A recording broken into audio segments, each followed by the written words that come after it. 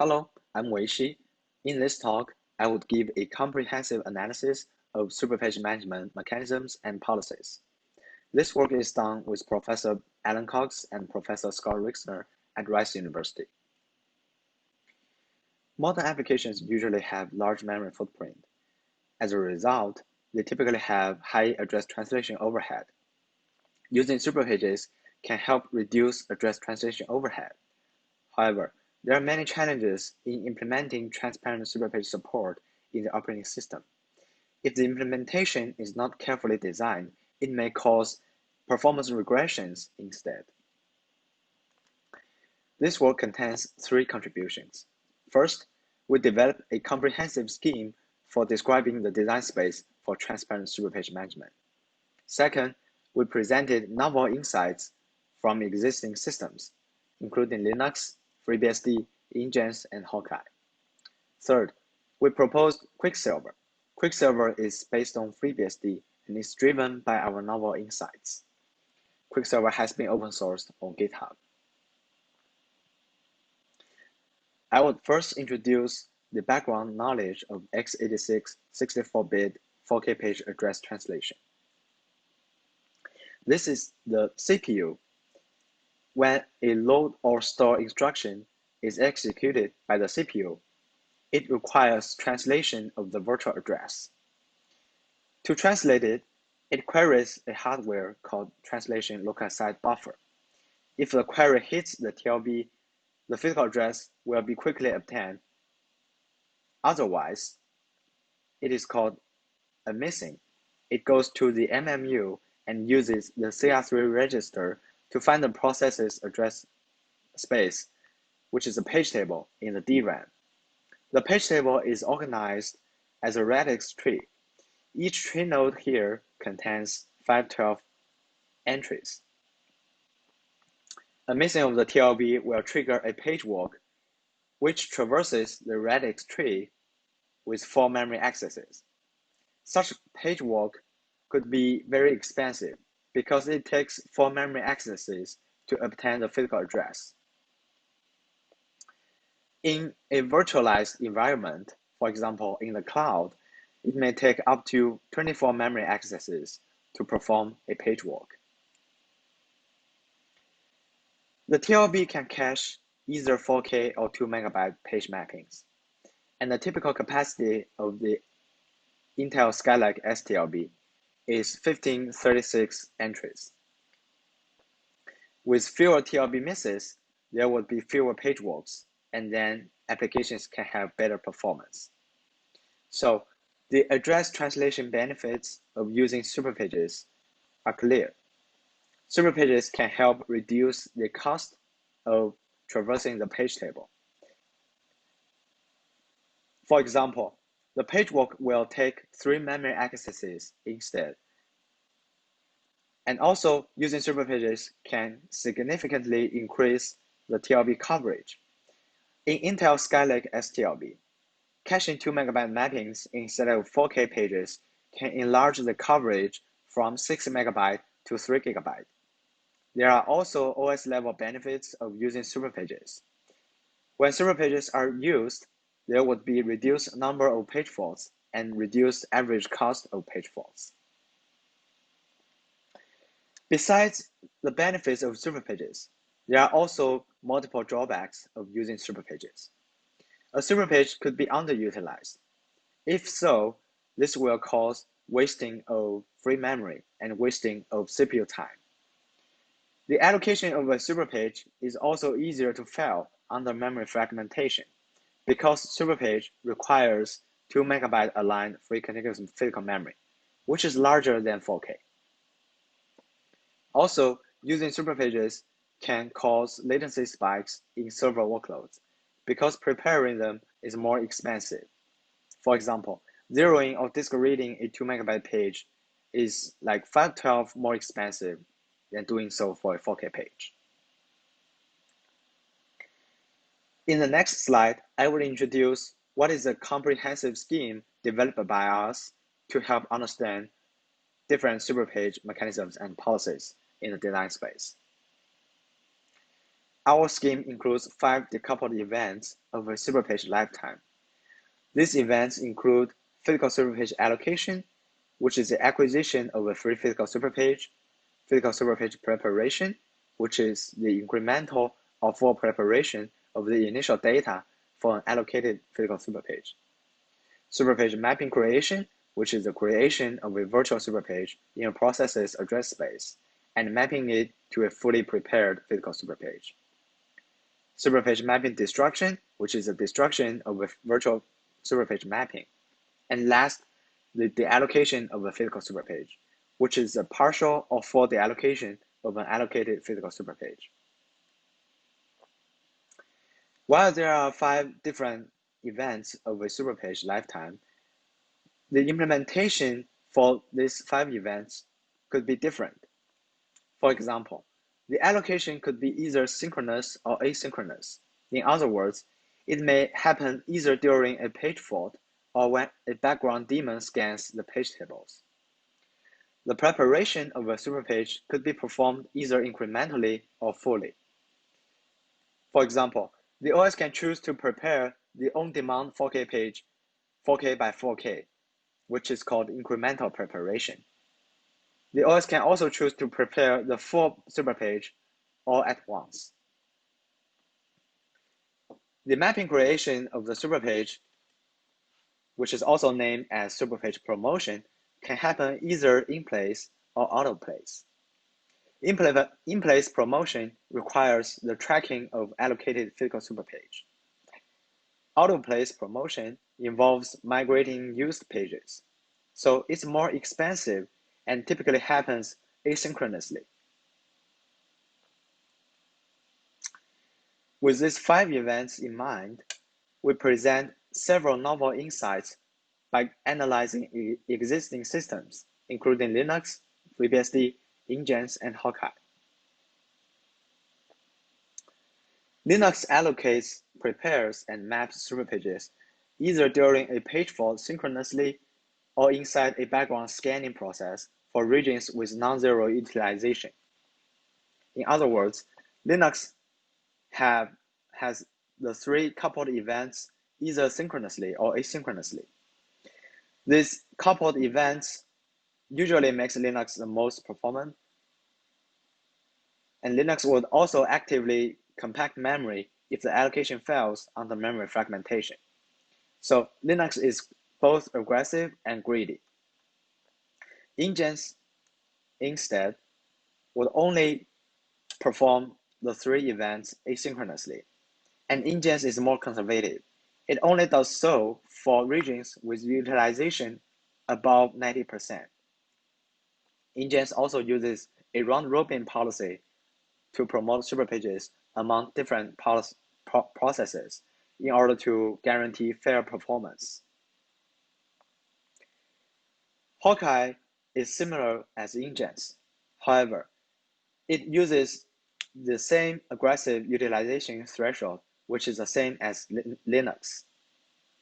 Hawkeye uses a fine-grained order to promote superpages and only prioritizes 2 MB regions with higher utilization and processes with higher TLB overheads, which are believed to obtain better TLB benefits. FreeBSD instead uses a reservation system to track allocated physical superpages. Therefore, FreeBSD aggressively allocates superpages, but prepares them incrementally during page faults. In each page fault, FreeBSD only prepares the on-demand 4K page, and upon the last page fault, that finishes the preparation, FreeBSD does the in-place promotion to create a superpage mapping. The deallocation of superpage in FreeBSD is different from other systems. FreeBSD defers the deallocation of a superpage as long as possible. With these 5 events in mind and understanding how existing operating systems support superpages, we first observed that coupling the 3 events allows Linux to obtain the best performance on only freshly booted machine because it can help creating superpages quickly and bring immediate address translation benefits and fewer page faults. However, this could lead to many drawbacks. First, it's easy to create underutilized superpages and bloat memory. Second, when allocating superpages for growing heaps, the allocation will fail because the 2 MB region hasn't been covered yet. Subsequently, the preparation and the mapping creation will also fail. Third, it cannot easily choose between 2 MB superpage or 64 KB superpage in ARM processors, as the coupled events it's hard to determine which superpage size to use. Last, it is not easy to extend to 1 GB superpage or 5 byte superpages because these superpages are more expensive to prepare. We then observe that asynchronous autoplace promotion allows Ingens and Hawkeye to alleviate the latency spike issues in Linux because they do not perform synchronous memory compaction during page faults. However, the autoplace promotion requires page migrations, which would interfere with running applications. Also, it will delay superpage mapping creations, as it requires the asynchronous daemon to schedule the promotions. In the two real-world applications, Ingens and Hawkeye obtain worse performance than FreeBSD, which uses in-place promotion but with a more conservative threshold. We also observed that using reservations allows speculative physical allocation, support of multiple page sizes, and in-place promotion. This would, however, require a reservation system to track allocated physical superpages that is only available in FreeBSD. However, the benefits are worth it. First, it enables speculative physical superpage allocations and creates superpage mappings quickly for applications with growing heaps. So it obviates the need of asynchronous autoplace promotions. Then, the reservation system also decouples superpage allocation and preparation and allows supporting different superpage sizes. We also noticed that using reservations and delaying partial superpage deallocations can fight memory fragmentation. When a superpage is partially freed, delaying the actual deallocation of these individual 4K pages can make them less likely to be used for other purposes.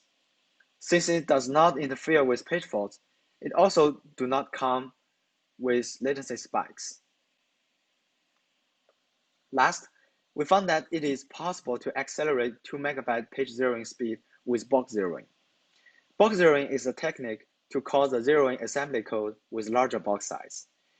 We experimented on various processors from Intel to AMD and found a consistent speedup with larger box size. And the implementation can be either temporal or non-temporal stores. The last contribution of this paper is the design of Quicksilver. Quicksilver is based on FreeBSD, which is motivated by our novel insights. Quicksilver uses FreeBSD's reservation system, which allows it to allocate superpages speculatively upon first page faults. The preparation, however, is different from FreeBSD. It is a hybrid policy that involves both incremental and full preparation. Before reaching a threshold, it first incrementally prepares the allocated superpage for the on-demand 4K pages. Upon reaching a threshold, Quicksilver then believes that the superpage will be heavily utilized in the future, so it performs a synchronous full preparation for the superpage. The full preparation is accelerated by box zeroing. This hybrid policy allows Quicksilver to match or beat Linux's performance and also avoids underutilized superpages. Quicksilver also relaxes the mapping creation condition for both access and dirty bits, so it is able to create more file-backed mappings. And instead of delaying Superpage partial deallocation until memory pressure, Quicksilver uses a background daemon to monitor the activity of Superpages. If a partially used Superpage is inactive, Quicksilver will evacuate its individual 4K pages to reclaim a free Superpage in the background. We evaluate the Quicksilver under 4 different scenarios. The 4 scenarios involve performance of a wide variety of workloads on both freshly booted and heavily fragmented machines. It also involves measuring the throughput and tail latency of server workloads, and also a parallel compilation task with many small jobs. First, on a freshly booted machine, the 2 variants of Quicksilver, named Sync1 and 64, are able to match or beat Linux. On applications like Tenio or GCC, the aggressive speculation allocation policy allows Quicksilver to map superpages much faster. On applications like GraphQL and AAN, Quicksilver has both file-backed superpages and faster anonymous superpage mapping creations. Quicksilver also outperforms every other systems under severe memory fragmentation. Its active eviction daemon works efficiently by monitoring inactive superpages, and Quicksilver achieves over twice speedup than Linux on PageRank task under fragmentation. On Redis server workloads, Quicksilver obtains very high throughput with low tail latency. Basically, we can see that when the fragmentation level grows from frag 0 to frag 50 and frag 100, the throughput remains unchanged, and basically the low tail latency does not change. This is never achieved by any other existing systems. We also observe that Quicksilver has low memory bloat on Redis workloads. While Sync1 is mostly optimal in previous evaluations, we notice that Sync64 also obtains very competitive performance. Specifically, in a kernel compilation task that uses 9 threads, Sync1 creates over 100,000 underutilized superpages. These superpages typically have average utilization that is below 50 4K pages. However, Sync64, it's as competitive as Sync1, but it also avoids creating these underutilized superpages. To conclude this talk, our comprehensive scheme allows comparing and contrasting superpage management policies from different designs, and we obtained novel insights which motivated the Quicksilver's innovative design. Quicksilver is able to obtain benefits of aggressive superpage allocation with the reservation system in FreeBSD. Quicksilver has mitigated memory bloat and do not have memory fragmentation issues that are as severe as Linux. These issues are raised by underutilized superpages and can be effectively avoided by Sync64. The Sync64 and Sync1 variants can match or beat existing systems in both lightly and heavily fragmented scenarios in terms of applications performance, tail latency, and memory bloat. Specifically, Sync64 is more preferable for long-running servers, as it avoids creating underutilized superpages. Thank you for listening to my talk.